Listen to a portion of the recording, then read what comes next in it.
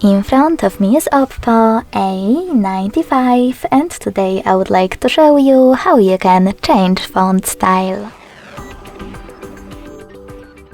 Begin by going into Devices Settings and scrolling down just a bit to access Display and Brightness.